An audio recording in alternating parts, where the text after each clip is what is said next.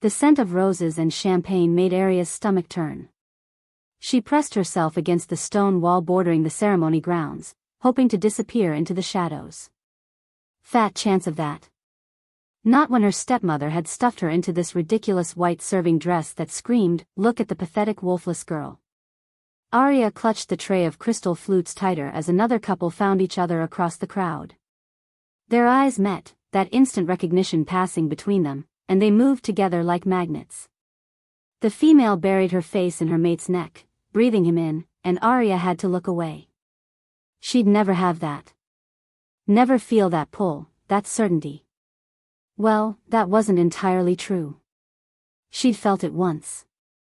Derek stood near the front of the ceremony space, Isla tucked perfectly under his arm. Her stepsister's blonde hair caught the moonlight like spun gold. They looked like they belonged on a wedding cake, perfect, polished, and completely in love. Arya remembered the day Derek had looked at her that way.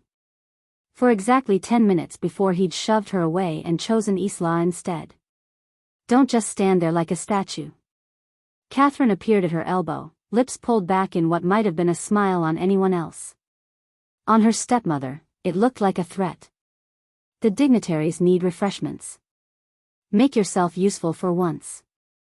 Arya bit her tongue and moved through the crowd, offering drinks to visiting pack members. Most ignored her. A few whispered as she passed. She caught words like broken and defective, and her personal favorite, waste of space. 2 years of this. 2 years since Derek's rejection, and it never got easier. She was refilling her tray at the beverage table when the energy in the clearing shifted. Conversations died mid-sentence. Even the night birds went quiet.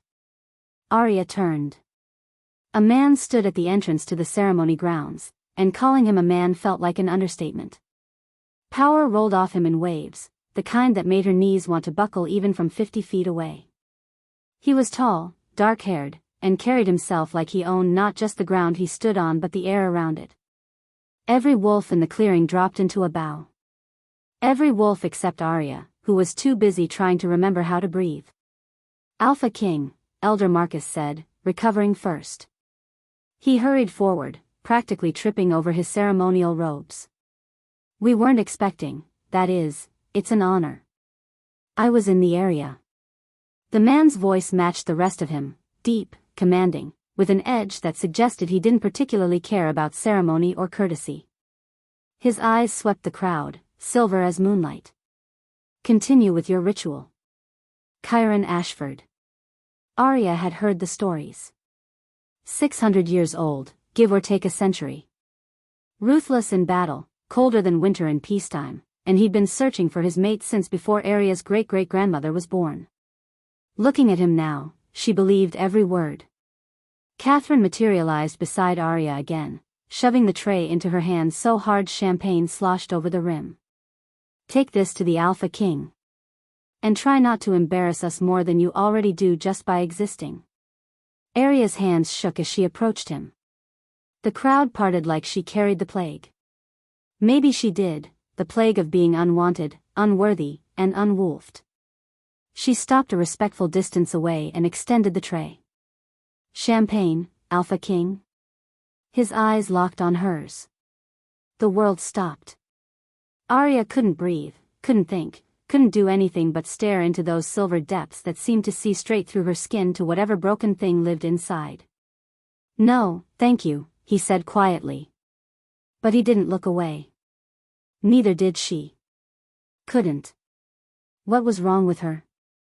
All unmated wolves to the altar, Elder Marcus called out, breaking whatever strange spell had fallen over her. Arya stepped back quickly, nearly dropping the tray. The Alpha King's eyes followed her movement, his expression unreadable. She retreated to her corner, heart hammering. What the hell was that? Across the clearing, unmated wolves were gathering around the ceremony altar, a massive stone slab carved with traditional pack symbols. Arya had seen dozens of these ceremonies. The unmated wolves would place their hands on the altar, and the moon magic would help guide them to their destined mates. Not that it mattered to her. No wolf, no mate. Simple math. She was turning away when Catherine's hand clamped on her arm like a vice. "You too," her stepmother hissed. Arya stared at her. "What?" "I said get up there." Catherine's smile was pure venom. "Let's give everyone a good laugh." The broken girl reaching for something she'll never have. Humiliation burned through Arya's chest. "No. That wasn't a request." Catherine's fingers dug in harder, nails biting through fabric. "You live under my roof, you follow my orders. Now move." She shoved Arya forward. Arya stumbled into the crowd of unmated wolves, cheeks flaming. She could feel eyes on her, hear the whispers starting up again. Even Derek was watching, pity written across his face. She hated pity more than hatred. Elder Marcus gestured for the wolves to approach the altar. "Place your hands upon the stone and let the ancient magic guide you." Arya held back, but Catherine was right behind her, blocking any escape route. Fine. She'd touch the stupid stone, nothing would happen because nothing ever happened for her, and then she could go home and die of embarrassment in private. She stepped up to the altar last, after all the other unmated wolves had placed their hands on its surface. The stone was cool beneath her palm, smooth from centuries of use. For a moment, nothing happened. Then the altar began to glow. Arya tried to pull her hand back, but it was stuck fast. Light bloomed beneath her palm, not the soft white of moon magic, but something fiercer. Golden. Ancient. The carved symbols on the altar lit up one by one, runes she'd never seen before appearing in the stone like they'd been hidden all along, just waiting. Waiting for her. Heat rushed up her arm and into her chest. Not painful, not yet, but building. Building like a storm gathering strength. "What's happening?" someone whispered. The heat turned to fire. Arya gasped as magic flooded her system, wild and foreign and absolutely terrifying. It felt like her blood was boiling, like something massive was trying to claw its way out from inside her ribcage. A voice exploded in her mind, not her own thoughts, but something other, something that had been sleeping and was very much awake now. Royal blood recognized. Nightshade heir awakened. Pain hit her like a physical blow. Arya's knees gave out. She heard herself scream, or maybe that was someone else. She couldn't tell anymore because her body was tearing itself apart from the inside out. Something was emerging, something huge and powerful, and it didn't fit. She wasn't big enough to contain it. Through the pain, through the golden light now pouring from her skin like she'd swallowed the sun, she saw him. The Alpha King had moved. He was right there, closer than he should be, and his eyes were wide with something that looked like shock. His arms reached for her. The world tilted sideways. Arya felt herself falling, and then there was only darkness and the distant sound of Elder Marcus's voice, thin with disbelief. "Impossible, the Nightshade line died 20 years ago." If you are enjoying this video, do well to hit the like button and subscribe to this channel. Chapter 2. Silk. That was Arya's first conscious thought. She was lying on silk sheets, the kind that probably cost more than everything she'd ever owned combined. Her second thought was that her body felt like it was trying to turn itself inside out. She sat up with a gasp, and pain lanced through her, not the sharp agony from the ceremony, but something deeper. A restlessness that lived under her skin, pacing back and forth like a caged animal. Because that's exactly what it was. The room spun into focus. Massive four-poster bed. Floor-to-ceiling windows overlooking forests that stretched to the horizon. Furniture that belonged in a castle, all dark wood and expensive fabric. This wasn't Silvermoon Pack. Movement at the foot of the bed made her freeze. A wolf lay curled there, watching her with eyes like liquid silver. It was massive, easily the size of a small horse, with fur so black it seemed to absorb the light around it. Arya's breath caught. She should have been terrified. Should have been screaming or scrambling away or doing literally anything except staring at those intelligent eyes that seemed far too aware, far too human. The air shimmered. One moment there was a wolf. The next, there was a man. The Alpha King sat at the foot of her bed, naked as the day he was born and completely unbothered by it. Arya's brain short-circuited somewhere between noticing that fact and trying very hard not to notice the specific details of that fact. "You're awake," Chiron Ashford said. His voice was calmer than she expected, almost gentle. "Good. You've been out for 2 days." 2. Arya pulled the silk sheet up to her chin. "Where am I? What happened?" "You're in my home. The royal mansion, about 3 hours north of Silvermoon territory." He stood, and thank God someone had left clothes nearby because he pulled on pants without ceremony. "As for what happened, I think you know. The ceremony. The altar. The golden light and that voice in her head. Royal blood recognized." Nightshade Air awakened. "No," Arya said. "No, that's impossible. I'm nobody. I'm wolfless. I've always been. You were never wolfless." Chiron turned to face her, and his eyes held something that might have been pity. "You were suppressed. There's a difference." The thing under her skin snarled. Arya pressed a hand to her chest, feeling her heart race. "What's happening to me?" "Your wolf is waking up. Finally." He moved closer, each step measured. 22 years is a long time to keep that kind of power locked away. "She's angry." "She? Your wolf." He said it like it was obvious. Royal Nightshade wolves are always female in the females of the bloodline, male in the males. Yours has been dormant since you were a child. The ceremony at Silvermoon, Elder Marcus used an ancient bonding ritual, one that recognizes royal blood. It triggered your awakening. Arya shook her head. This was insane. I'm not royal. My parents were pack members who died when I was little. Catherine told me. Catherine lied. Chiron's voice went hard. Your parents were King Aldrich and Queen Seraphina Nightshade. They ruled all werewolves until 20 years ago, when they were murdered in a coup. You were 2 years old. The room tilted.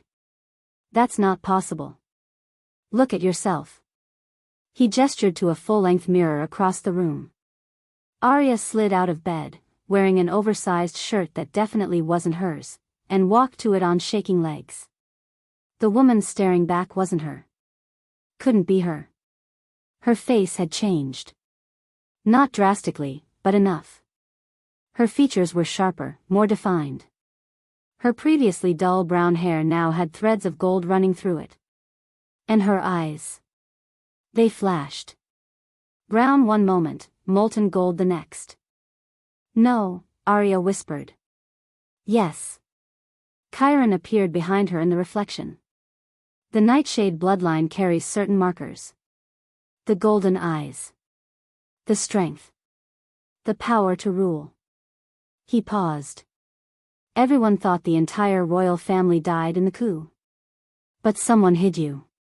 Put you in Silvermoon Pack with enough dark magic to suppress your wolf completely.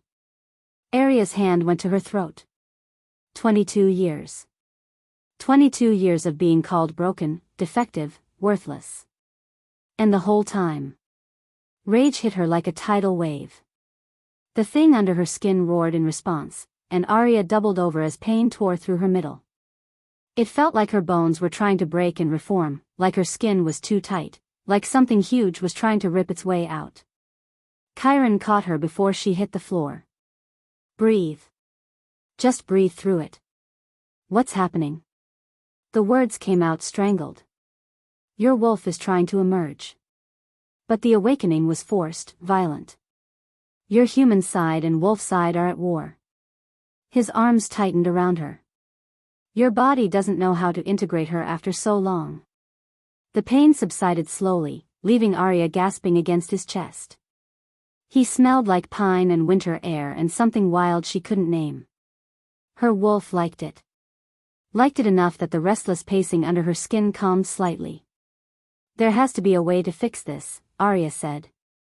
Chiron's silence told her everything. She pulled back to look at his face. Tell me. The only way to stabilize a forced awakening is through a mate bond. His silver eyes met hers. A true mate bond, completed with a marking bite. It would merge your human and wolf sides, let them exist in harmony instead of conflict. I don't have a mate. Derek rejected me. Derek was never your mate. Something fierce entered Chiron's expression. The ceremony wouldn't have awakened you for him. Royal Nightshade magic recognizes true bonds, fated pairs. It awakened you because... He stopped. Because what? Because I'm here, he said quietly. Because I'm your mate, Arya. I've been searching for you for 6 centuries, and the magic knew. The words hung in the air between them. Arya laughed. It came out harsh, almost hysterical. You're saying we're mates? We just met. I don't even know you. The bond doesn't care about timing. He released her, stepped back. But I'm not going to force you. I'm telling you what's happening, what needs to happen. You have 8 days. 8 days until what? Until your wolf consumes you from the inside out. His voice was flat, clinical. The awakening is killing you, Arya. Without a completed mate bond to stabilize it, your human body can't contain that much power. In 8 days, maybe less, your wolf will take over completely. You'll lose yourself. And then you'll die. The floor dropped out from under her. So my options are bond with a stranger or die. I know how it sounds. Do you? Anger surged up, hot and fierce. Do you really?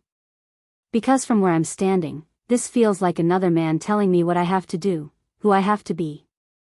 First Derek, then Catherine, and now you. This isn't about control. Then what is it about? She was shaking now, fury and fear mixing together. You show up at that ceremony, this happens, and suddenly I'm supposed to believe you're my fated mate? That I'm royalty? That everything I thought I knew about myself is a lie? Yes, Chiron said simply. Because it is. Arya wanted to hit him. Wanted to scream. Wanted to wake up and discover this was all some fever dream. Instead, she felt her wolf surge forward again, and this time the pain dropped her to her knees. Chiron was there instantly, his hands on her face. Easy. I've got you. I can't breathe. Yes, you can. Focus on my voice. His thumb stroked her cheekbones. You're stronger than this. You survived 22 years of suppression, survived rejection, survived everything they threw at you. You can survive this too. The pain crested and broke. Arya sagged against him, exhausted. I need time, she whispered. To think. To process. Time is the one thing we don't have. But his voice was gentle. I'll give you what I can. A sharp knock interrupted them. My king. A male voice came through the door. We have a problem. Chiron's expression shifted, going from concern to commanding in a heartbeat. Come in, Theron. The door opened. A man entered, tall, muscled, with dark skin and eyes like amber. He glanced at Arya, then back to Chiron. Alpha Derek from Silvermoon Pack is here. He's demanding to see Arya. Theron's jaw tightened. He's claiming her as his mate and demanding her immediate return. The temperature in the room dropped 10 degrees. Arya felt Chiron's power roll out like a physical force, the kind of dominance that made every wolf instinct she didn't know she had want to bare her throat in submission. His eyes flashed pure silver. He rejected her, Chiron said, and his voice was no longer gentle. It was the voice of a king, of a predator, of something ancient and absolutely lethal. She's mine now. And if he wants to challenge the Alpha King for his mate, tell him I'll happily rip out his throat. The air crackled with violence. And somewhere deep inside, Arya's wolf lifted her head and smiled. If you are enjoying this video, do well to hit the like button and subscribe to this channel. Chapter 3. I need to see him. Chiron's eyes went flat. No. He came all this way. Arya crossed her arms, ignoring the way her wolf was pacing restlessly under her skin. She'd been awake for 3 hours now, and the creature inside her hadn't settled once. Maybe he has answers about Catherine. About what she did to me. He rejected you. Each word came out like a blade. He doesn't deserve 5 seconds of your time. Maybe not. But I deserve answers.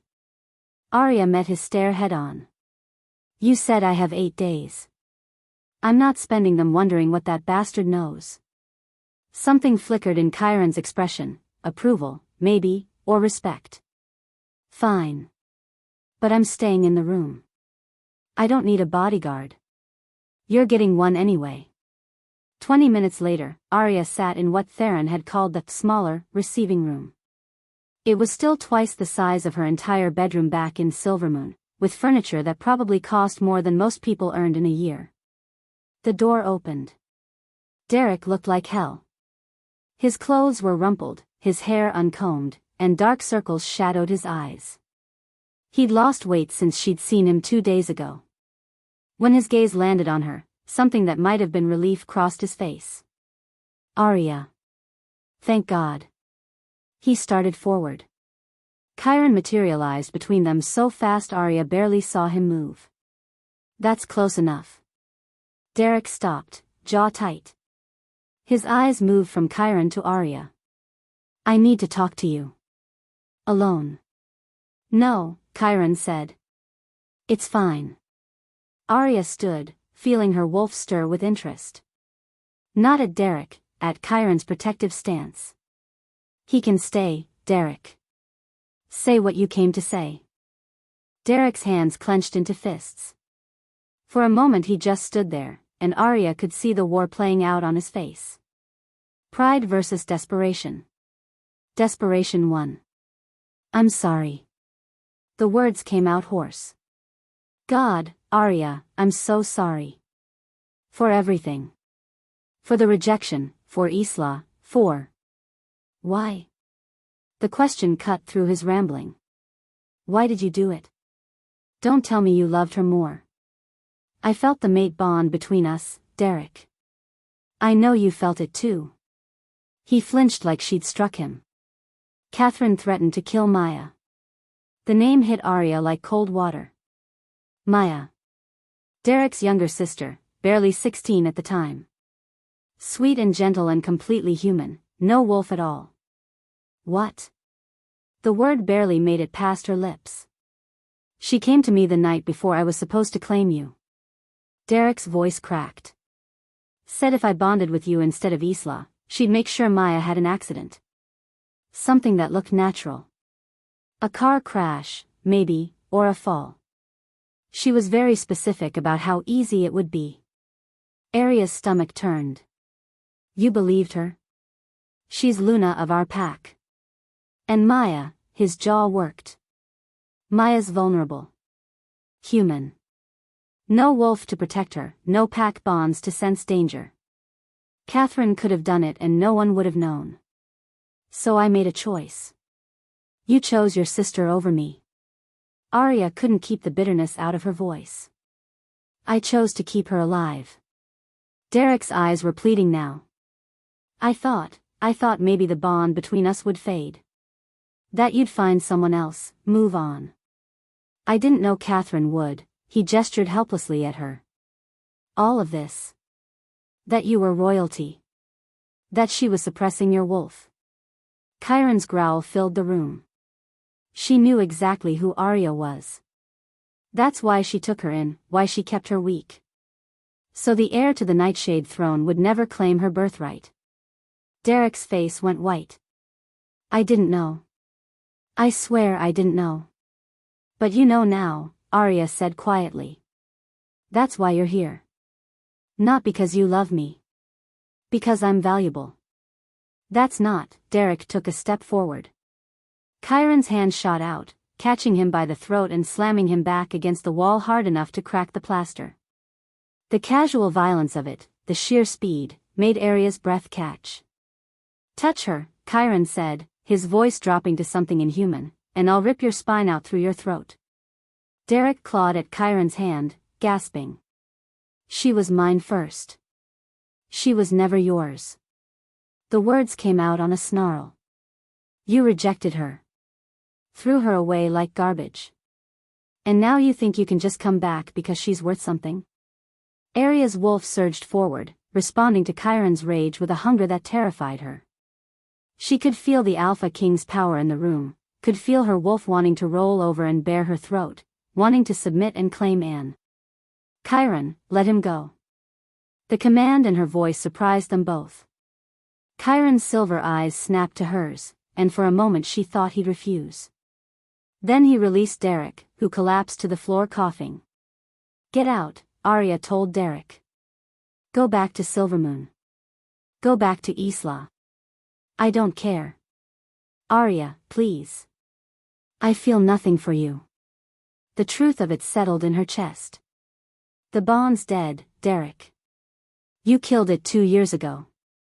And even if it wasn't, she looked at Chiron, at the raw possessiveness in his stance. Even if it wasn't, you still wouldn't be my mate. Derek's face crumpled. Theron appeared in the doorway, summoned somehow, maybe by that alpha power, and hauled Derek to his feet. If I see you near her again, Chiron said softly, I'll kill you. That's not a threat. It's a promise. Theron dragged Derek out. The door closed with a final sounding click. Silence filled the room. Arya turned on Chiron. You knew. He didn't pretend to misunderstand. Yes. About Catherine. About what she did to me. Rage built in her chest. How long? 6 months. He met her anger without flinching. My spies heard rumors of a hidden Nightshade heir in Silvermoon Pack. A wolfless girl who'd been there since childhood, raised by the Luna. I sent people to investigate. And then? And then I orchestrated the ceremony. His voice was matter-of-fact.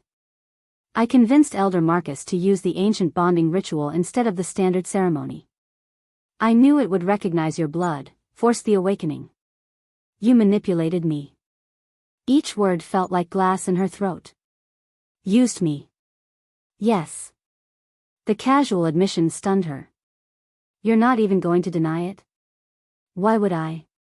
Chiron stepped closer. You want the truth? Here it is. There's a prophecy, Arya. An ancient one that says only a mated Nightshade heir can stop the Shadow King, an evil that's been gathering power for decades. He's coming. Soon. And without you, without a completed royal bond, every wolf in this world will die. The room spun. You're lying. I wish I was. Something that might have been regret crossed his face. I've spent 600 years waiting for my mate. When I found you, I thought, finally. Finally I'd have what I'd been searching for. But then I learned about the prophecy, about what was coming, and I realized I couldn't wait. Couldn't court you properly, couldn't give you time. Because if the Shadow King rises and you're not ready, everyone dies, Arya finished numbly. Everyone dies. She wanted to hit him. Wanted to scream. Wanted to. Her wolf surged forward without warning. Pain exploded through Arya's body, dropping her to her knees. It felt like her skeleton was trying to break apart and reform, like her skin was tearing from the inside. She heard herself scream.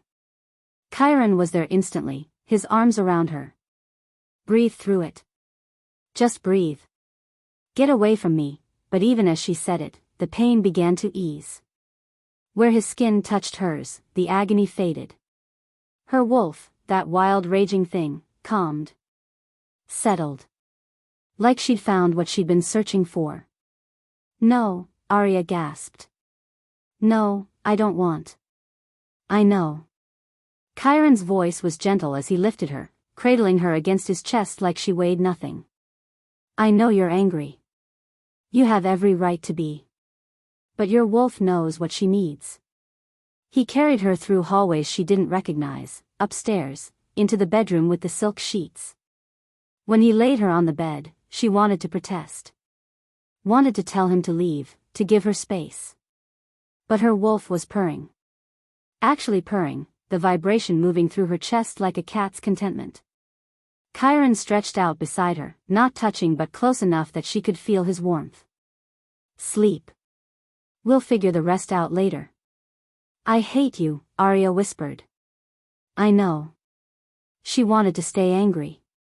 Wanted to hold on to her rage and hurt and betrayal. But exhaustion pulled at her, and her wolf was so calm for the first time since the awakening, and Chiron's presence felt like safety in a way that made no sense. Arya's eyes drifted closed. Sleep took her under. And she dreamed. She was small, maybe 2 years old, watching from under a table. Above her, people were screaming. The sharp metallic smell of blood filled the air. Please, a woman begged, beautiful, with Arya's eyes and golden hair. Please, spare her.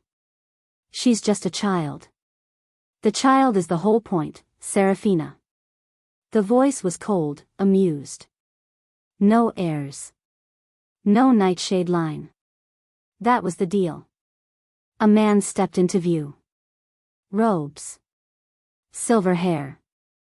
Eyes that glowed with something wrong, something dark. Elder Marcus. You, the queen, her mother, gasped. You betrayed us. I served a higher power. Marcus smiled. On his chest, a crest glowed with shadow-black light. A crown wreathed in darkness. The Shadow King sends his regards. Magic filled the room. Dark magic that made everything go cold. The queen screamed. Then the king. Then. Arya woke with a gasp, the image burned into her mind. Marcus. Elder Marcus had killed her parents. And he wore the Shadow King's crest. If you are enjoying this video, do well to hit the like button and subscribe to this channel. Chapter 4. The scream tore out of Arya's throat before she was fully awake. Strong arms wrapped around her instantly. I've got you. You're safe. Chiron's voice. Chiron's scent, pine and winter and something wild. Arya clutched at his shirt, gasping, the images from her dreams still burning behind her eyes. He killed them, she choked out. Marcus. Elder Marcus killed my parents. Chiron went absolutely still. What? I dreamed it. Saw it. Arya pulled back to look at him, tears streaming down her face. I was there, hiding under a table. He came into the room wearing the Shadow King's crest and her voice broke. He used dark magic. Made them scream. And then he looked right at where I was hiding and smiled. Arya, dreams aren't. Royal Nightshade wolves can't lie in memory dreams. The knowledge came from somewhere deep, instinctive.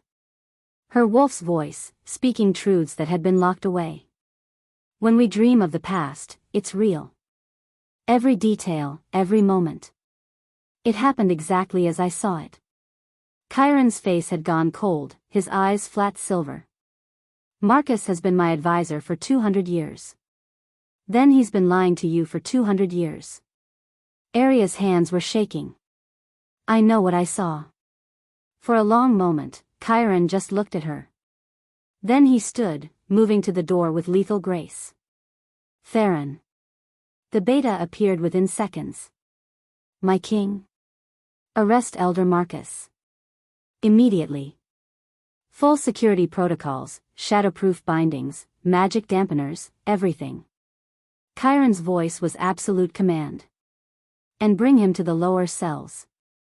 I want to question him myself. Theron's eyes widened fractionally. Marcus? Are you certain? Now. The beta disappeared. Arya wrapped her arms around herself, suddenly cold despite the warm room. What if I'm wrong? What if it was just a nightmare? Then we'll apologize to a very offended elder. Chiron returned to the bed, cupping her face with surprising gentleness. But if you're right, if he really did betray us, then we need to know. Now. An hour later, Arya stood outside the interrogation cell, watching through spelled glass that let her see in but kept her hidden from view. Elder Marcus sat in a chair, bound with silver chains that glowed with runes. He looked older than she remembered, his silver hair disheveled, but his eyes were sharp. Chiron entered the cell alone. "This is quite dramatic," Marcus said mildly. "I assume there's a reason I'm being treated like a criminal." 20 years ago, King Aldrich and Queen Seraphina were murdered. Chiron's voice was conversational, almost pleasant. It made Aria's skin crawl. Along with their entire household. The official story was a coup led by rogue wolves seeking power. "Yes, I remember. Tragic. Were you there?" Marcus's expression didn't change. "I was investigating reports of unrest in the Northern Territories. By the time I returned, the royal family was dead." "Liar." The word cracked through the cell like a whip. Chiron moved faster than Arya could track, his hand around Marcus's throat. "I'll ask you once more. Were you there when they died?" Something shifted in Marcus's face. The mild expression fell away, replaced by something colder. Harder. He smiled. "Oh, I was there," Marcus said. "I was the one who opened the door and let the assassins in." Aria's breath stopped. Chiron's hand tightened. "Why?" "Because the Nightshade line had ruled for too long. Because their power was absolute, and absolute power breeds stagnation." Marcus's eyes glowed briefly with dark light. The Shadow King offered a better way. A new order. And all it cost was one royal family's blood. "You killed them." Chiron's voice was barely human now. "You murdered your king and queen." "I served a higher purpose." Marcus glanced at the mirrored glass, directly at where Arya stood hidden. "And I was supposed to kill the child too. Little Arya, hiding under that table with her stuffed rabbit. But I couldn't quite bring myself to murder a toddler in cold blood." Arya's knees went weak. The rabbit. She'd had a rabbit, gray and worn. She'd forgotten until this moment. "So I took her to my niece instead," Marcus continued. "Catherine was young, ambitious, and very good at following orders. I told her to take the child, suppress her wolf with blood magic and poison, keep her weak and hidden. Make sure the last Nightshade heir never came into her power." "Poison," Chiron said flatly. "Oh yes. Catherine's been very thorough. A little in her food every day for 20 years. Just enough to keep the wolf dormant, to keep Arya weak and sick and powerless." Marcus tilted his head. "It's why her awakening is killing her, you know. Her body is toxic. The wolf emerging is burning through poison-soaked tissue. Even if you manage to complete the mate bond, I'm not sure she'll survive it." Rage exploded through Arya, white-hot and absolute. Her wolf surged forward and she slammed through the cell door before anyone could stop her. Marcus looked up at her with mild interest. "There she is. The lost princess. How does it feel, knowing your own family's trusted advisor destroyed everything you could have been?" Arya's hand moved on instinct. She grabbed his throat, and her claws, when had she grown claws, dug into his skin. "Where is he?" "The Shadow King?" "Closer than you think." Marcus's smile widened. "He's already here, little princess. Inside these very walls. One of the Alpha King's most trusted is ours. Has been for years." "Who?" That would be telling. Blood ran down his neck where her claws pierced skin. "But I'll give you a hint, you'll never see the betrayal coming. It'll be someone you trust, someone who's been so loyal, so perfect, that suspecting them would seem insane." Chiron pulled Arya back. "Give me a name, Marcus." "Make me." "Gladly." Chiron's alpha power flooded the cell, crushing and absolute. "Tell me who the traitor is." Marcus's body convulsed under the weight of that command, fighting the compulsion. Then he laughed, the sound wet and broken. "You think your alpha voice works on me anymore? I gave that up when I took the Shadow King's mark. I'm beyond your power now." Black flames erupted from Marcus's chest. "No." Chiron lunged forward, but it was too late. The flames consumed Marcus in seconds, burning from the inside out. He screamed once, high and terrible, and then collapsed into ash. The smell of burning flesh filled the cell. When the flames died, nothing remained but scorched stone and silver chains. A kill curse, Chiron said quietly. Activated remotely. The Shadow King was watching, listening. When Marcus revealed too much, he killed him. Arya stared at the ash. Just like that. One of his own people. To keep his secrets. Chiron's jaw was tight. And to send a message. He knows where we are. Knows what we're doing. And he has someone inside my inner circle. Arya's wolf stirred uneasily. 5 days. Marcus had confirmed it, 5 days left before the poison and the awakening killed her. And now they couldn't trust anyone. We need to leave, Chiron said. Now. If there's a traitor in the mansion, staying here is suicide. Where can we go? I have a private estate in the mountains. No one knows about it except, he stopped. Except Theron and 2 of my personal guards. Can you trust them? Chiron's expression was grim. I thought I could trust Marcus for 200 years. But right now, they're all I have. The mountain estate was smaller than the mansion, more cabin than castle. But it was defensible, set high on a cliff with only one road in. Theron and the 2 guards, Cole and Mira, swept the building while Chiron settled Arya in the main bedroom. She sat on the bed, exhausted and aching. Her wolf had been restless since Marcus's death, pacing and snarling. Talk to me, Chiron said, sitting beside her. About what? Anything. Everything. He reached for her hand, hesitated, then pulled back. You've been quiet since we left. I'm dying. The words came out flat. 20 years of poison, 5 days until my wolf burns me alive from the inside, and the only way to survive is to bond with a man I barely know while being hunted by an ancient evil. What exactly should I be chatty about? Fair point. Despite everything, Arya almost smiled. Then her wolf spoke. Not the restless pacing or the surges of pain. Actual words in her mind, clear as day. Our mate is trying to protect us, but he cannot save us from ourselves. We must choose him willingly, or we both die. Arya's breath caught. She spoke to me. My wolf. Chiron's eyes sharpened.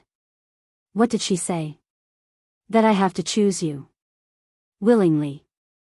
Arya looked at him, really looked. At the way he'd been patient despite the time pressure, protective despite her anger. He'd never forced anything, never demanded. Just waited. You could have just bitten me. Completed the bond while I was unconscious. I wouldn't have been able to stop you. No, I couldn't have. His voice was soft. A forced bond is no bond at all. It would be hollow, empty. Your wolf would reject it, and mine would know the difference. So you've just been waiting for me to come around? Yes. That's really stupid, Arya said. I might decide to hate you forever. Then I'd die having known my mate, even if I never got to claim her. Chiron's hand finally covered hers. 600 years, Arya. I've waited 600 years. A few more days won't kill me. But they'll kill me. Not if I have anything to say about it. The moment stretched between them, heavy with things unsaid. Arya thought about Derek, about the mate bond she'd felt with him, how it had been instant, overwhelming, demanding. This was different. Slower. Deeper. Like her wolf recognizing home. Tell me about those 600 years, she said quietly. So he did. Chiron told her about the loneliness, the endless parade of faces that never meant anything. About watching generations of wolves find their mates while he remained alone. About the nights he'd wondered if his mate even existed or if he was cursed to walk the earth forever unmated. And Arya told him about Catherine's cruelty, about Derek's rejection, about 22 years of being told she was worthless. About believing it. Somewhere during the conversation, the space between them disappeared. Arya found herself leaning into Chiron's warmth, his arm around her shoulders. It felt natural. Right. When he turned her face toward his, she didn't pull away. The kiss was gentle at first. Testing. Then Arya's wolf howled in triumph and heat flooded through her, and gentle became desperate. Chiron's hands in her hair, her fingers gripping his shirt, their wolves singing to each other beneath their skin. "Mark me," Arya gasped against his mouth. "Please, I'm ready." The explosion threw them both across the room. Arya hit the wall hard, stars exploding across her vision.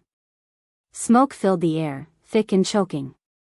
She heard Chiron calling her name, then the sound of fighting. When the smoke cleared, Theron stood in the doorway. But his eyes glowed shadow black. Cole and Mira lay dead at his feet, their throats torn out. "Hello, Princess," Theron said, and his voice was wrong, layered, ancient. "The Shadow King sends his regards." His smile was terrible. "And Arya, sweetheart, your mother says hello from the grave."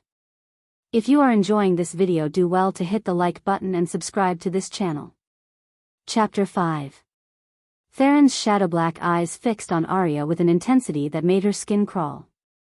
400 years, Chiron said, his voice deadly quiet. He stepped in front of Arya, shielding her with his body.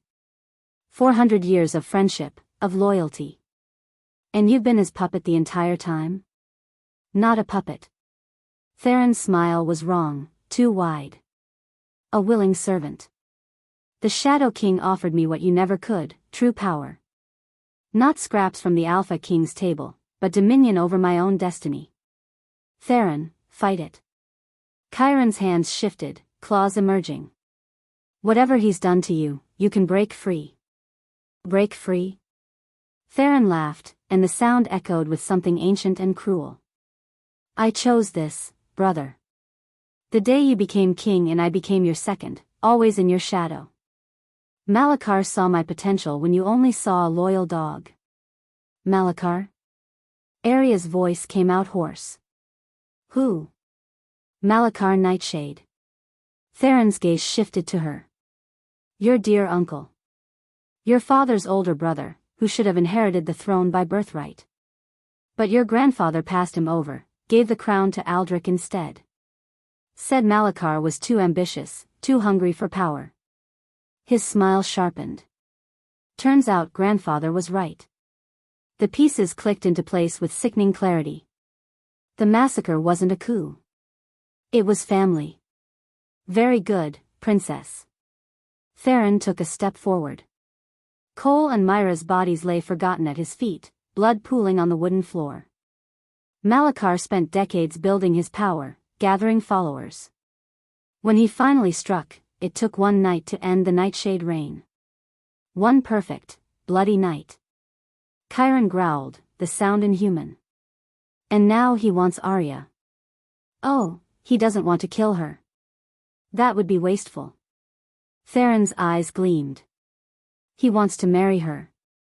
Combine their bloodlines, complete the Nightshade power. With Arya as his queen, Malakar will be unstoppable. Every wolf pack will bow or burn. Never, Arya breathed.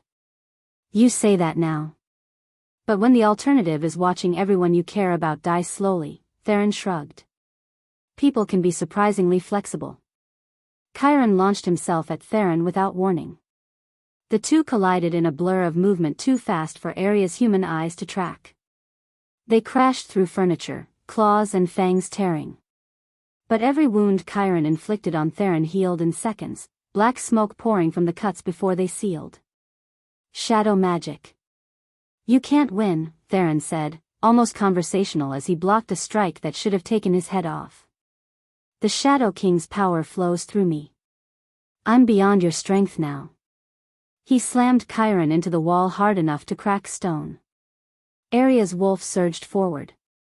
Pain exploded through her body, but this time, she didn't fight it. She let the wolf come, let her rise, let the change happen. Her vision sharpened, colors bleeding away to stark clarity. Her hands elongated, claws bursting through fingertips.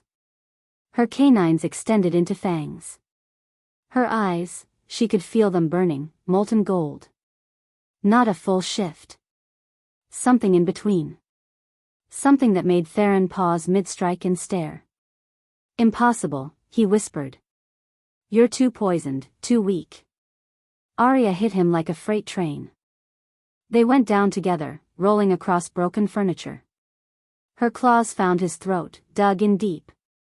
Black blood welled up, and Theron screamed, a sound of actual pain. Royal Nightshade claws, Chiron said, back on his feet. They cut through shadow magic like butter.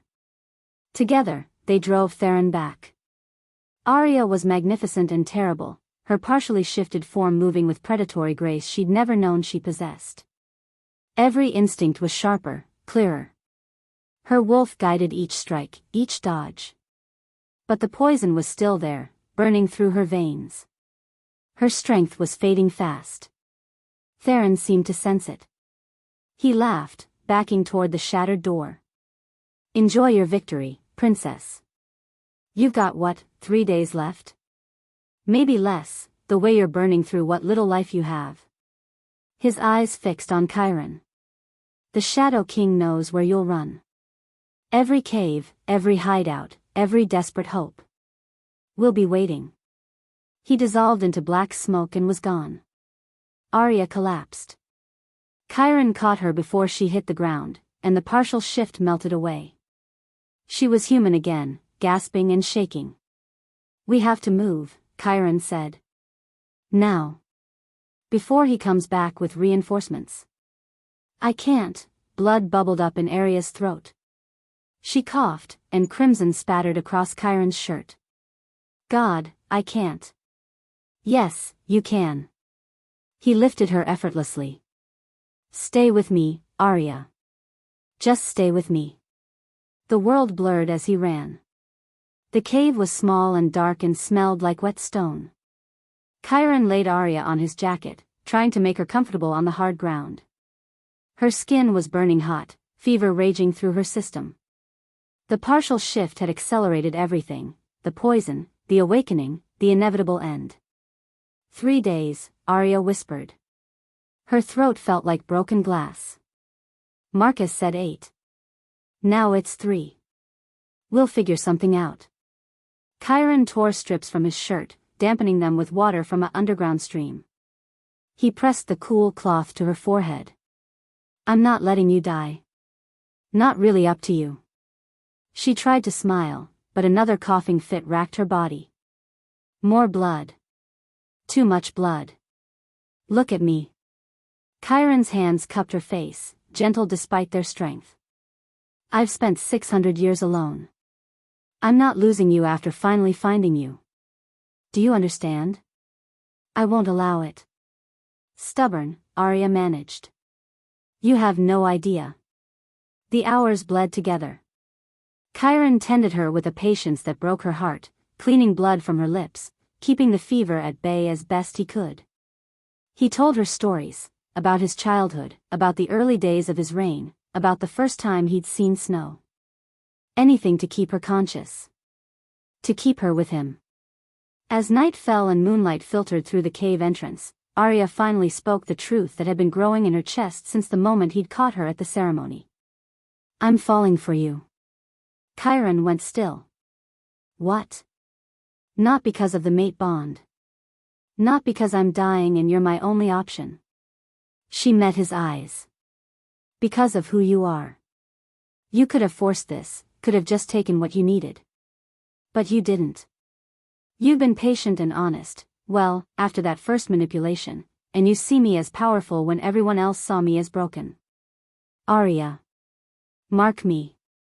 The words came out steady despite her failing body. Please. I'm choosing this.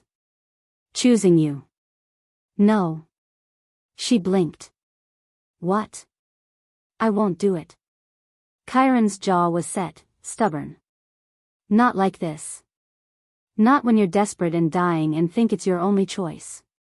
It is my only choice. Then I'll find another one. He stood, pacing the small cave like a caged animal. There has to be a cure for the poison. Something that doesn't require the mate bond. I won't coerce you into this, won't let you bind yourself to me because death is the alternative. You're being an idiot. Probably. He looked at her, and his eyes were infinite wells of pain. But I'd rather die an idiot than live knowing I forced your hand.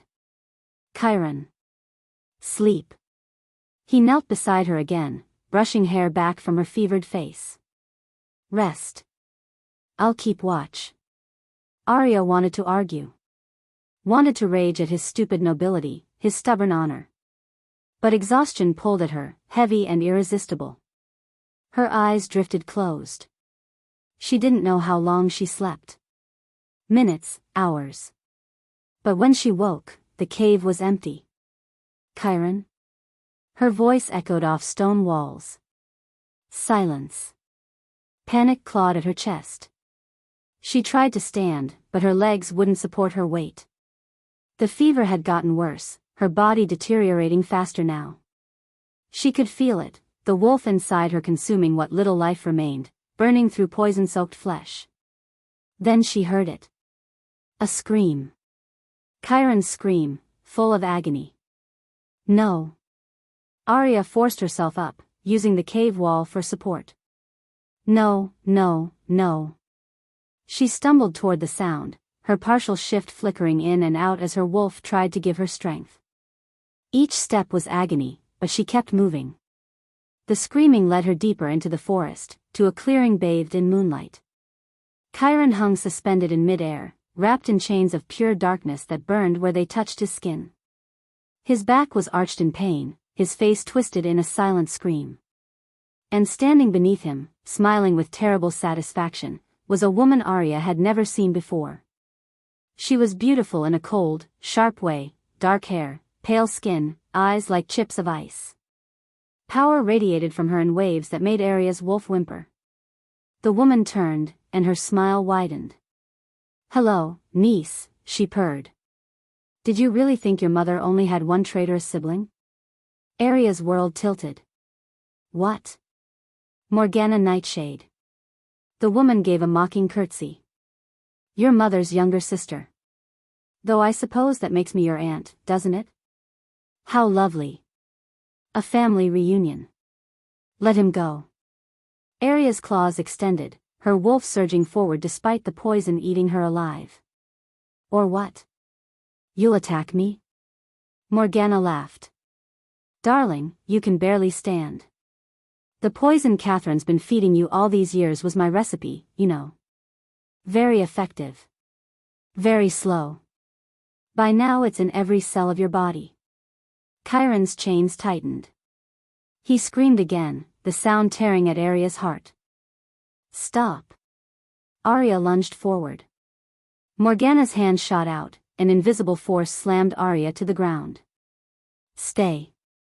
Good girl. Her attention returned to Chiron. The Alpha King, so desperate to save his dying mate that he came to me begging for a cure. As if I'd help him. As if I wasn't the one who wanted you dead in the first place. Why? The word came out broken. Because Malachar promised me power. Morgana's eyes glowed with dark light. Your father took the throne that should have been his.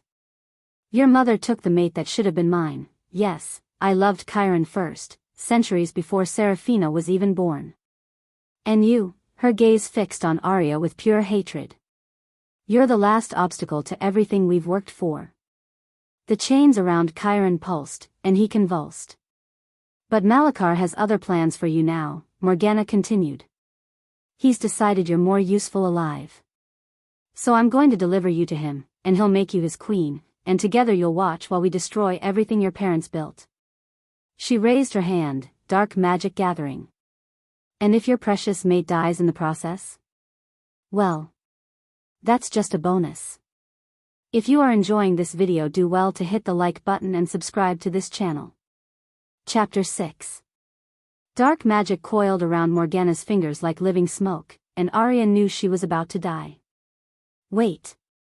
The word tore from her throat. Just, wait. Morgana paused, one elegant eyebrow arching. Begging already? How disappointing. I expected more fight from a nightshade. You said Malachar wants me alive. Arya forced herself to her knees, ignoring the way her body screamed in protest. Why kill me now? Oh, I'm not going to kill you, darling. Morgana's smile was poison sweet. I'm going to motivate you. The dark magic lashed out, wrapping around Chiron's throat. He choked, his body convulsing in the chains.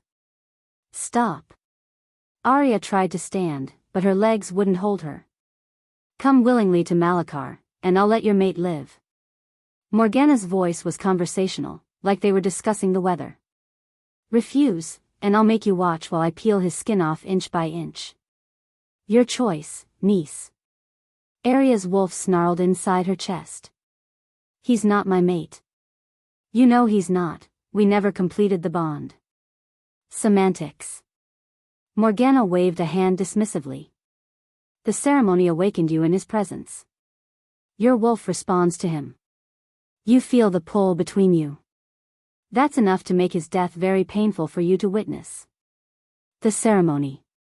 Something in Morgana's tone made Arya's stomach drop. You said you wanted me dead. But you also said you'd been planning this for decades. Which is it? Both, at different times. Morgana shrugged. Originally, Marcus was supposed to kill you as an infant. When he couldn't bring himself to do it, we adapted. Catherine poisoned you, kept you weak. We thought you'd just fade away eventually. Die quietly in your sleep. But I didn't. No, you didn't. Stubborn, just like your mother. Morgana's expression darkened. And then Malachar had a vision, a prophecy about a nightshade heir rising to challenge him.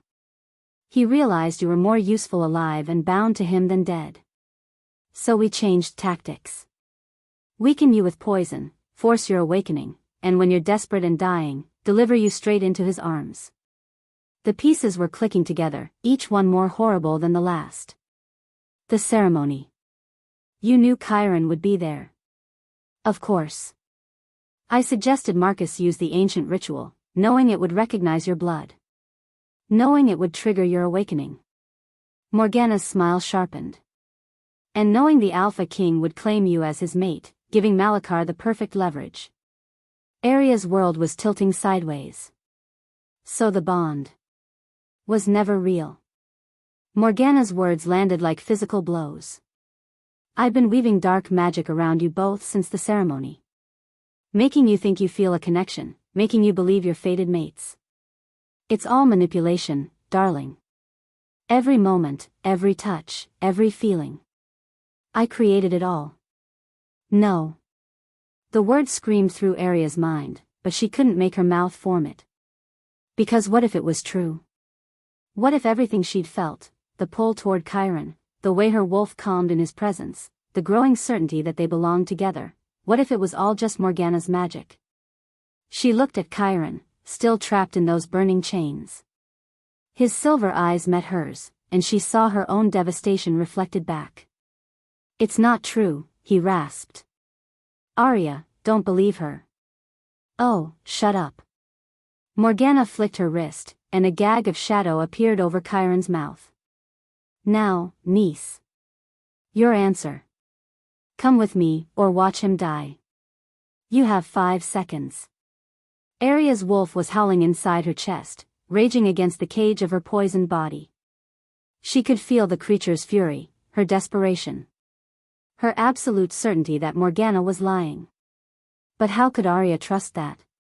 How could she trust anything when her whole life had been built on lies? 1. Morgana began counting. Arya's hands clenched into fists. 2. The wolf surged forward, stronger than ever before. 3. She couldn't let Chiron die. Real mate or manufactured connection, she couldn't watch him suffer. 4. The wolf wasn't asking permission anymore. She was taking control. 5. Time's up, sweet. Arya's wolf exploded forward. The shift was nothing like the partial transformation before. This was complete, total, overwhelming. Arya's body erupted in golden light as bones broke and reformed, as muscles stretched and changed. Her skin split and golden fur emerged, thick and lustrous. The pain should have been unbearable. Instead, it felt like coming home. When the light faded, a massive golden wolf stood where Arya had been.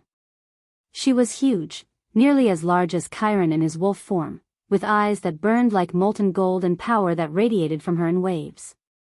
Royal Nightshade. Pure and undiluted. And in this form, with her wolf fully present, Arya could feel the truth.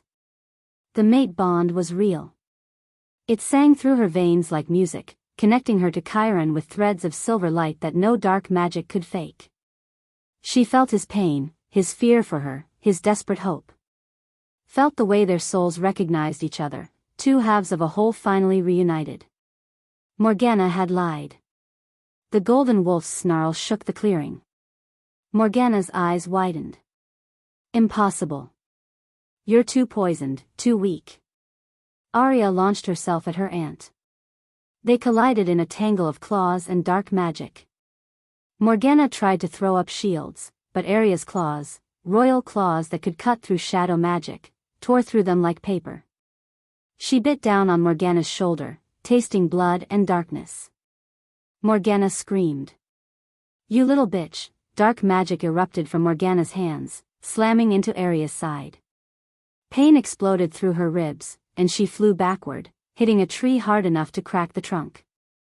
But she was already moving again, circling, looking for an opening. Her wolf knew how to fight, the instincts were buried deep in her bloodline, centuries of royal warriors flowing through her veins. Morgana conjured a blade of pure shadow and lunged. Arya dodged, but not fast enough. The blade scored across her flank, and she yelped. The wound burned with dark magic, refusing to heal. You're powerful, I'll give you that. Morgana was breathing hard, blood running from the shoulder wound. But you're untrained. Wild. And I've had centuries to perfect my craft. She was right. Arya could feel it, the power was there, massive and overwhelming, but she didn't know how to use it. Didn't know how to fight someone with Morgana's experience. Morgana raised both hands, dark magic gathering into a killing strike. Say goodbye to your false mate, princess. The chains around Chiron shattered. He shifted mid-fall, hitting the ground as a massive black wolf. His love for Arya, his desperate need to protect her, had given him the strength to break free. He slammed into Morgana from behind. The dark magic dissipated as Morgana went down under his weight. She tried to conjure more, but Chiron's jaws closed around her throat. His eyes met Arya's across the clearing. Together, his wolf seemed to say. Arya understood. They attacked as one, Black Wolf and Golden Wolf moving in perfect synchronization. Every time Morgana tried to focus on one, the other struck. Arya's claws tore through defensive spells while Chiron's fangs found vulnerable flesh. Morgana's magic was powerful, but she couldn't fight them both. Finally, Arya's jaws closed around her aunt's throat. She bit down, and Morgana's scream cut off in a wet gurgle. But even dying, Morgana was laughing. The sound was horrible, blood-choked and triumphant. As her body shifted back to human, as the light faded from her eyes, she smiled. You're too late, she whispered. Malachar is at the royal mansion. He has your pack, Arya. Everyone from Silvermoon. Your stepmother, your stepsister, even precious Derek. Another wet laugh. 2 days. Come to him by midnight in 2 days, or he starts killing them one by one. Why should I care? Arya had shifted back to human, standing over her dying aunt. They tortured me for years. Because you're a hero, Morgana said. Just like your mother. Too noble to let innocents die, even ones who hurt you. Blood bubbled at her lips. Malachar knows you'll come. And when you do, he'll be waiting. The light went out of her eyes. Arya swayed on her feet. The full shift had burned through what little strength she had left. The poison was winning, her body deteriorating faster now. She made it 3 steps before her legs gave out. Chiron caught her, shifting back to human. He cradled her against his chest, and she could feel him trembling. "The bond," she whispered. "It's real. I felt it, in my wolf form. She knows you're ours. I tried to tell you. I know." Arya coughed, and blood spattered across his skin. "I know. But I had to be sure. Had to feel it for myself." Chiron carried her back to the cave. Every step seemed to hurt him as much as it hurt her. By the time he laid her down on his jacket, Arya's skin was gray, her breathing shallow. 2 days, she said. That's what Morgana said. But I don't have 2 days, do I? Chiron's silence was answer enough. Hours. The word came out broken. Maybe 48 if I'm lucky. And Malachar has hostages. People I should hate but you can't let them die. Chiron brushed hair back from her face. I know. Mark me. Arya grabbed his hand, held it against her chest where her heart was racing too fast. Please. Make me strong enough to fight. To save them. To end this. Arya. I'm choosing this. Choosing you. Not because I'm dying, not because I have to. Because I want to. Tears tracked down her face. I love you. I don't know how it happened so fast, but I do. And I want to spend whatever time I have left as your mate. Chiron's eyes were bright with unshed tears. A true mate bond goes both ways. If I mark you, you mark me too. We bind ourselves to each other completely. Then we do it together. He lowered his head to her throat, and Arya tilted her head back, exposing the vulnerable column of her neck. She could feel his breath against her skin, feel his hesitation. I love you too, he whispered. For 600 years I waited, and you were worth every lonely moment. His fangs descended. And then the vision hit her. It slammed into Arya's mind with the force of a freight train, clear and terrible and absolutely certain.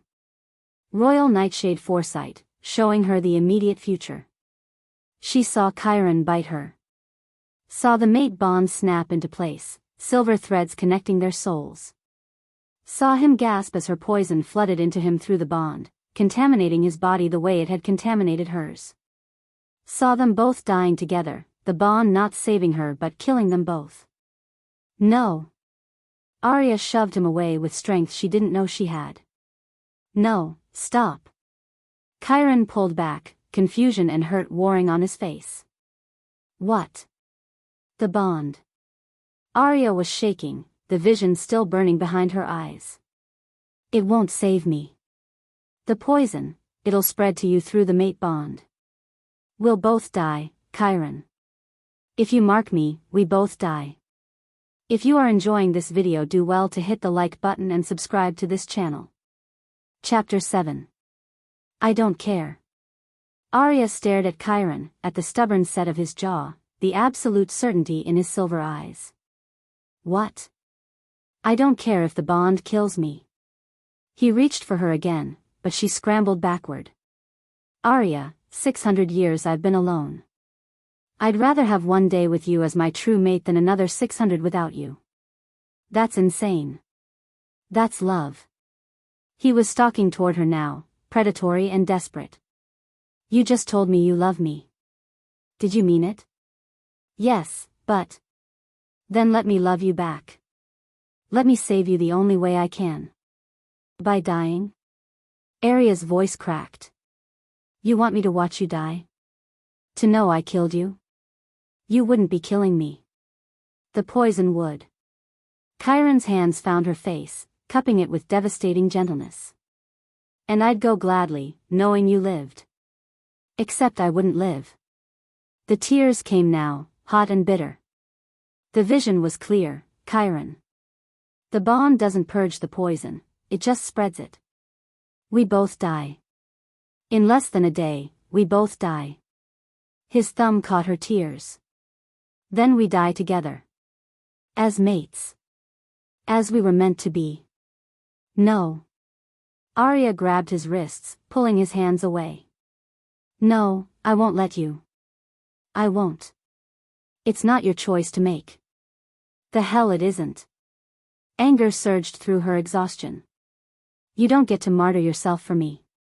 You don't get to throw away 600 years because I'm too broken to save. You're not broken. His voice went hard. Don't ever call yourself that again. Then what am I? She was shouting now, her wolf rising with her fury. I'm dying, Chiron. Hours left, maybe a day if I'm lucky. And Malachar has hostages, people who tortured me, yes, but also innocent pack members who don't deserve to die for Catherine's crimes. So tell me, what the hell am I supposed to do? You're supposed to let me help you. By killing yourself? That's not help, that's suicide. They glared at each other, both breathing hard. Arya's wolf was snarling, Chiron's answering with equal aggression. The cave felt too small, the walls pressing in. Finally, Arya spoke. I'm going to Malachar. Absolutely not. He wants me alive. Maybe he knows a way to purge the poison. He's been planning this for decades, he must have contingencies. The words came faster now, desperate. I'll offer myself in exchange for the hostages. And if he can't cure me, if there's no way out. Then what? Chiron's voice was dangerous. You die alone in his hands? Then I take him with me. Arya met his eyes. Royal Nightshade wolves are powerful, right? Even dying, even poisoned, maybe I can hurt him enough that someone else can finish the job. That's suicide. That's sacrifice. She stepped closer. Something you seem perfectly willing to do for me, but won't let me do for others. That's different. How? The word cut like a blade. How is it different? Because you're the Alpha King and I'm nobody? Because I love you. The words exploded out of him, raw and broken. Because losing you would destroy me, and I can't do this without you. I won't. Arya's heart shattered. You have to. No. Chiron. He kissed her. It was fierce and desperate, his hands in her hair, her fingers digging into his shoulders. Their wolves howled at each other, yearning and raging and grieving all at once. Don't go, he whispered against her mouth. Please. We'll find another way. There is no other way. Arya kissed him back, pouring everything she felt into it. Every moment of connection, every flash of understanding, every piece of her damaged heart that he'd somehow managed to heal. But we have tonight. Tonight isn't enough. It's all we have. They sank to the cave floor together, the cold stone forgotten. Chiron's touch was reverent, like he was memorizing every inch of her skin. Arya traced the lines of his face, the strong jaw, the eyes that had seen centuries but still looked at her like she was something precious. They made love slowly, tenderly, their bodies saying what words couldn't. No marks exchanged, Arya wouldn't let him, wouldn't risk the bond even as every fiber of her being screamed to complete it. But their souls connected anyway, in ways that transcended magic or biology. Afterward, they lay tangled together, Chiron's heartbeat steady against her ear. Promise me something, Arya whispered. Anything. Survive this. Whatever happens, whatever you hear about me, survive. Be the king your people need. Arya. Promise me. His arms tightened around her. I promise. She knew he was lying. But she let him hold her until his breathing evened out, until sleep claimed him. Then she carefully extracted herself from his embrace. Her hands shook as she found paper and a pen in his discarded jacket. The letter took 3 tries to write, she kept having to stop and wipe tears away. Chiron. You gave me a reason to want to live. That's more than I ever had before. Don't follow me. Don't throw your life away on someone who's already dead. Survive. Be the king your people need, the leader they deserve. Find another mate someday, one who can stand beside you without poisoning you. I love you. That's why I'm leaving. I'm sorry. Arya. She placed the letter on his chest, then pressed one last kiss to his forehead. Walking away from him was the hardest thing she'd ever done. The royal mansion loomed against the night sky, every window dark except the courtyard, which blazed with torchlight. Arya's body was failing fast. She'd had to stop 3 times on the journey here, coughing up blood, her legs giving out. But she'd made it. Somehow, she'd made it. The courtyard was full of prisoners. Silvermoon Pack members knelt in chains. She recognized faces, people who'd whispered about her, pitied her, ignored her for years. Catherine was there, looking smaller than Arya had ever seen her. Isla, tears streaming down her face. Derek, bruised and bloodied but alive. And standing in the center of it all was a man who looked like the portrait of her father hanging in the mansion's great hall. Except his eyes were wrong. Cold and dead, like looking into an abyss. Arya. Malachar smiled. Right on time. I knew you'd come. Let them go. Her voice came out stronger than she felt. That was the deal. I come willingly, you release the hostages. In a moment. Malachar circled her slowly, appraising. First, let's discuss terms. You're dying, niece.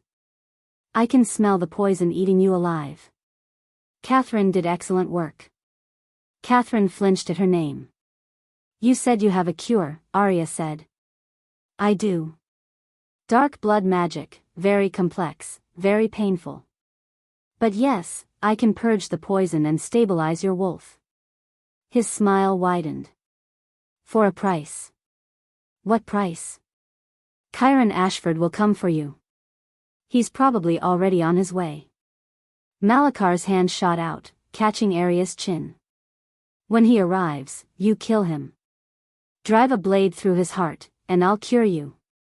We'll rule together, uncle and niece, the Nightshade line restored. We'll be unstoppable. Arya's stomach turned. And if I refuse? Then everyone here dies. The hostages, you, and Chiron when he inevitably walks into my trap. Malachar released her, stepping back. But if you agree, if you kill your mate, you get to live. You get power beyond imagining. You get everything your parents denied you. The courtyard was silent except for the crackling torches. Arya looked at the prisoners. At Catherine, who'd poisoned her for 20 years. At Isla, who'd taken everything Arya had wanted. At Derek, who'd broken her heart. At the innocent pack members who'd simply been in the wrong place at the wrong time. How do I know you'll keep your word? Arya asked quietly. You don't. Malachar shrugged. But what choice do you have? Arya opened her mouth to answer. And then a howl split the night. Deep and primal and absolutely furious, it echoed across the mansion grounds. Arya's wolf recognized it instantly, responding with a yearning so intense it hurt. Chiron. The darkness at the edge of the courtyard exploded with movement. Wolves poured in, dozens of them, maybe hundreds. Different sizes, different colors, all moving with military precision. And at their head, a massive black wolf with silver eyes. He shifted mid-stride, landing in human form wearing battle leathers and carrying a sword that gleamed with spelled silver. You want a war, Malachar? Chiron's voice carried across the courtyard, lethal and absolute. Let's finish what we started 20 years ago. Behind him, the wolves shifted. Alphas from every corner of the kingdom, their forces combined. An army. Malachar's smile never wavered. Right on schedule. Hello, old friend. Come to die for your mate? Come to end you. Chiron's eyes found areas across the distance. The betrayal in them cut deeper than any blade. And save the woman I love, whether she wants me to or not. Arya's heart stopped. This was it. The moment everything ended. And she had no idea who would survive it. If you are enjoying this video, do well to hit the like button and subscribe to this channel. Chapter 8. The battle was chaos. From the mansion balcony, Arya watched Chiron's forces clash with shadow creatures that poured from the darkness like oil given form. Wolves tore into monsters that shrieked and dissolved, only to reform seconds later. Blood stained the courtyard stones. The air smelled like burning flesh and dark magic. Your maid is losing.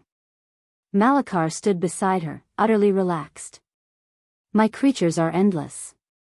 Every one he kills, I create 2 more. Accept my deal, or watch him die. You have about 10 minutes before they're overwhelmed. Arya's hands gripped the balcony railing. Below, she could see Chiron fighting like something inhuman, all lethal grace and brutal efficiency. But Malachar was right. The shadow creatures kept coming, wave after wave. And then she saw Derek. He'd broken free of his chains somehow, was fighting with desperate strength to keep the creatures away from Isla. Her stepsister was sobbing, trying to help injured pack members. Even Catherine, cruel, vicious Catherine, looked terrified as she huddled with a group of elderly wolves. These people had tormented her. Had made her life hell for 22 years. But watching them fight for their lives, Arya couldn't find it in herself to let them die. I'll do it, she said quietly. Malachar's smile was triumphant. Say it clearly, niece. I'll take your cure. I'll become your queen. Arya turned to face him. But I want to modify the deal. His eyebrow arched. You're hardly in a position to negotiate. Aren't I? You need me alive and willing. That gives me some leverage. She gestured to the battle below. Let everyone go first. The hostages, Chiron's army, all of them. Give them safe passage away from here. Then I'll take the cure and do what you want. And if I refuse? Then you get nothing. Arya met his cold eyes. I'll throw myself off this balcony right now. You want the Nightshade bloodline? You need me alive. So either we do this my way, or you lose everything. For a long moment, Malachar just stared at her. Then he laughed. You have your mother's spine. Very well. But know this, once you take the cure, once you're bound to me, there's no escape. You'll be mine forever. I understand. Malachar raised his hand, and the shadow creatures stopped fighting. They pulled back, reforming into a dark mass at the courtyard's edge. The sudden silence was deafening. Chiron Ashford. Malachar's voice boomed across the space. Your mate has agreed to my terms. Take your forces and leave. The hostages go free. This battle is over. No. Chiron's roar was pure anguish. Arya, don't. Let them go, Arya called down. Her voice only shook a little. Please, Chiron. Just go. His silver eyes found hers, and the betrayal in them was worse than any physical wound. But he began ordering his forces to retreat, began helping free the Silvermoon prisoners. Malachar turned to her. Shall we begin? The ritual was agony. He drew symbols on her skin with what looked like blood, whose, she didn't want to know. Dark magic poured from his hands, forcing its way into her body through every pore. It felt like being burned alive from the inside out. But it was working. Arya could feel the poison dissolving, the toxic corruption that had lived in her cells for 20 years burning away. Her wolf grew stronger, clearer, more present.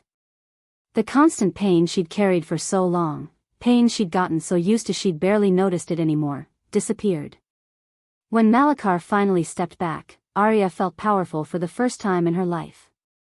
Truly, genuinely powerful. Her wolf was singing inside her, healthy and whole and ready for anything. Her body had stopped its slow deterioration. She could breathe without pain, move without exhaustion. She'd never felt better. Done, Malachar said. The hostages are gone, fled like rabbits. Your precious mate and his army have retreated to regroup. He handed her a blade made of pure shadow. Now keep your end of the bargain. Kill Chiron Ashford, and your coronation as my Dark Queen is complete. Arya took the blade. It was cold in her hand, thrumming with dark power. She walked down the mansion steps, across the blood-stained courtyard, to where Chiron stood with what remained of his forces at the estate's edge. His eyes tracked her approach, and she watched him take in the changes, her stronger stance, her healthy color, the power radiating from her. Hope and despair warred on his face. "Arya." His voice was rough. "You don't have to do this." "Don't I?" She raised the shadow blade. "It's done. The deal is made." Chiron's sword dropped from his hand. He didn't move to defend himself, didn't call his wolves to protect him. Just stood there, waiting. "If this is your choice, I accept it." His eyes were bright with unshed tears. "I love you, Arya Nightshade. I'll love you until my last breath." Behind her, Malachar laughed. "How touching. Now finish it, niece." One thrust through the heart. "Make it quick." Arya stepped closer to Chiron. Close enough to see every detail of his face, to smell pine and winter and the scent that was uniquely his. Close enough to whisper, "Trust me." Then she spun and drove the shadow blade into Malachar's heart. Her uncle's eyes went wide with shock. He looked down at the blade protruding from his chest, then back at her. "How?" "Shadow blades only work if given willingly," Arya said. "You gave this to me. Handed it right over because you were so confident I'd obey." She twisted the blade. "That was your mistake." Malachar screamed. His dark magic unraveled, black smoke pouring from his wounds. The shadow creatures at the courtyard's edge dissolved into nothing. The darkness that had hung over the mansion lifted. "You'll die," he choked out. "The cure only bought you days, not forever." "I know." Arya pulled the blade free, and Malachar collapsed. "But at least I'll die free. And I'll die having destroyed you." She watched the light leave his eyes. Watched the last of the Shadow King's power fade into nothing. Then her legs gave out. Chiron caught her before she hit the ground. "No. No, you don't get to do that. You don't get to save everyone and then die on me." "The cure wasn't permanent," Arya whispered. Her body was already weakening, the borrowed time running out. "Just bought me enough strength to kill him. But the damage, 20 years of poison, my body's too broken to heal naturally." "Then let me help." Chiron's fangs descended. "Let me mark you. It'll kill you." The vision. The vision showed the poison spreading through the bond. "But the poison's gone now." Malachar burned it out. Chiron's hand cupped her face. "Your body's damaged but clean. Maybe the bond can heal you. Royal Nightshade magic, true mate bond, maybe it's enough. And if it's not? If I'm still dying and I just take you with me? Then we die together." He smiled through his tears. "I told you. I'd rather have 1 day with you than 600 without you." Arya wanted to argue. Wanted to push him away, protect him, save him from her one last time. But she was so tired of being alone. "Do it," she whispered. Chiron's fangs sank into her neck. The mate bond snapped into place like a rubber band pulled too tight. Arya screamed as their souls merged, feeling Chiron's essence pouring into her, feeling her damaged body try to accept it. And then golden light exploded from her chest. It was blinding, pure, ancient. Royal Nightshade magic responding to the mate bond, recognizing true love, genuine connection. The light poured through Arya's veins, knitting together damaged tissue, repairing cells corrupted by decades of poison. A true mate bond doesn't just share damage. It heals it. When the love is genuine, when the souls truly match, the bond becomes something more than the sum of its parts. It becomes transformation. Arya felt her body strengthening, healing, becoming whole in a way it had never been. Her wolf howled in pure joy, finally complete. She bit Chiron's neck in return, completing the bond. They collapsed together, wrapped in golden light, their wolves singing in harmony. 3 months later. The ceremony space looked different in daylight. Arya stood where she'd fainted just months ago, but now she wore a crown and Chiron stood beside her wearing his. The assembled wolves, alphas from every pack in the kingdom, bowed as one. All hail Queen Arya Nightshade, the new elder called. All hail King Chiron Ashford. Long may they reign. The crowd's response shook the ground.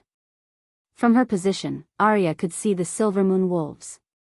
Catherine knelt in the back, stripped of her title, barely more than a common pack member now. Isla stood closer to the front, and when she caught Arya's eye, she smiled, tentative but genuine. Derek was there too, his arm around a pretty she-wolf Arya didn't recognize. His new mate. He looked happy. Actually happy. Good for him. That night, in their private chambers, Arya lay in Chiron's arms and pressed his hand to her still flat stomach. Are you sure? He whispered. Royal Nightshade wolves know. She smiled. It's early, but yes. A girl, I think. Strong and healthy and loved. Chiron's joy was palpable through their bond. What should we name her? I was thinking Seraphina. After my mother. It's perfect. He kissed her forehead. You're perfect. Arya laughed. I'm really not. To me you are. She thought about the girl she'd been, broken, wolfless, convinced she was worthless. That girl who'd stood at the edge of a mating ceremony expecting nothing. That girl had been wrong about so many things. I fainted at a mating ceremony and woke up in a king's arms, Arya said softly. But I didn't need him to save me, I needed him to remind me I was always worth saving. Chiron pulled her closer. You saved yourself, love. I just had the privilege of watching. Outside, the full moon rose over their kingdom. Inside, the Alpha King and his queen held each other close, their wolves content, their bond unbreakable, their future bright with possibility. And somewhere in the darkness, a baby girl kicked for the first time, the true heir to the Nightshade throne, born free and loved and powerful. The way it should have been all along.